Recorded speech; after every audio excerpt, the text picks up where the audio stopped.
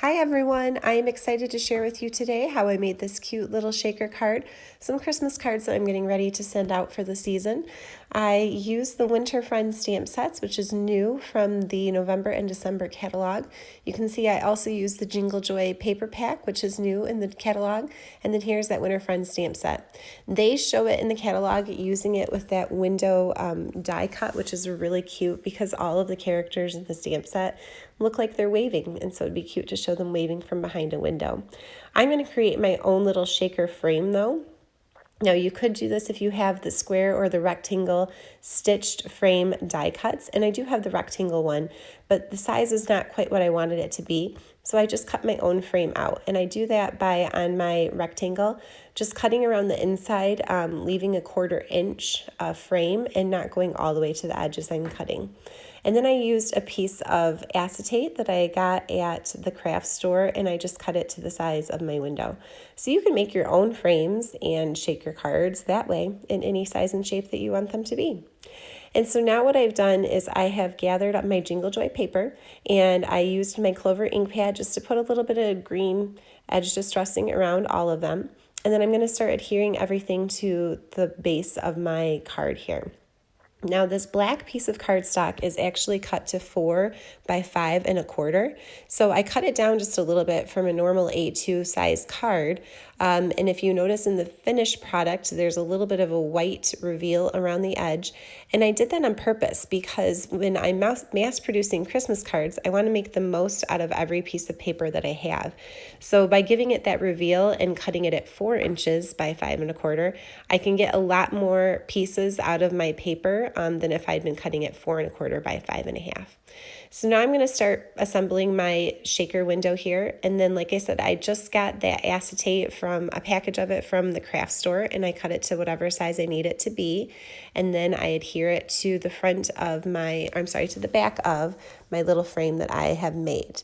Now I'm going to do the backing part of that. And this is where I'm going to stamp my sentiment from the stamp set. And I'm going to use my Clover ink for that.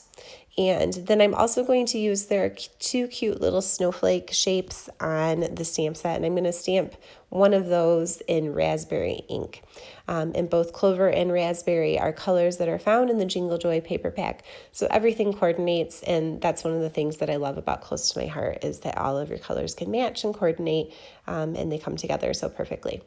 So then I'm going to take, like I said, that snowflake stamp and just kind of random stamp around that sentiment in raspberry ink. And the key about random stamping is to make sure that, first of all, sometimes you go off your paper so that it really looks like it is a pattern piece of paper that you are using, and then to stamp in a triangle format. All right, now I'm going to take my little polar bear guy that I have already stamped and cut out with my thin cut, and I've already also cut out his little scarf, which is a separate thin cut, and I'm going to put him on top of that paper, and that way he goes over top of my snowflakes and it looks like they are falling down around him. Okay, now the key to a shaker card is that you're going to need some foam tape so that you can create an edge all the way around your window. Then I use my anti-static pouch, and I just kind of rub it around the inside of my shaker window. That way when I put some sequins in, that they don't kind of stick together and they shake a little bit easier. Now I'm just using some old silver sequins that I have from forever ago, although Close to My Heart does also sell some different kind of sequins in different colors and coordinating patterns to go along with the coordinating pattern paper. And then I just put them in and I make sure that they're laying flat and I don't have like a big pile of them somewhere, because otherwise then they get stuck up on each other.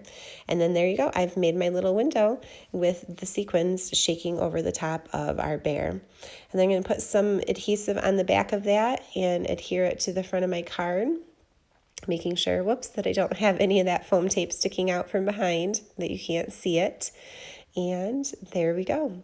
And that's what I love about this foam tape that's on a roll, is it is a 1/4 inch and it's a straight line, so you could use as much of a strip of it as you need, and it makes it really easy to put together your own little shaker cards. Now I decided to I have some black and white thread, some twine, and I decided to add that in in the front as just a little something extra because I had that space down there underneath my window. And so I wrapped it around twice with a little crisscross pattern, and then I cut an extra length off and used it to tie a little bow in those two wraparounds where they came together and crisscrossed. And that's pretty much it. After this point, I just have to adhere all of this to the front of my card base. And there you go. I have been putting a bunch of these together. Like I said, I am mass producing my Christmas cards for this year.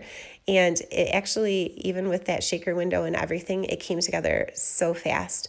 It was like once I had figured out what I wanted to do and how I was going to do it, it didn't take very long at all. And so now I'm going to take my black shimmer brush off to the side, just make sure I got it going. And I decided to go around that little frame that I had cut out for my shaker window, just for one, to give it a little bit of sparkle, because I love that about the shimmer brush, but also where I had cut a couple of the times on some of those corners, I had gone just a little bit too far. And because our cardstock does have white core, you could kind of see that little cut in there and a little bit of that white poking through. And so I was just kind of going over it with my black shimmer brush, and it hides all of that. And it gives a little bit of shimmer. So it was really just a win-win. And I just had to be really careful not to go off to the side. I think I did make one little mistake on there, but you couldn't end up really seeing it. It just blended in with that Jingle Joy paper that was behind. And now my card is finished and ready to be sent out for the holidays.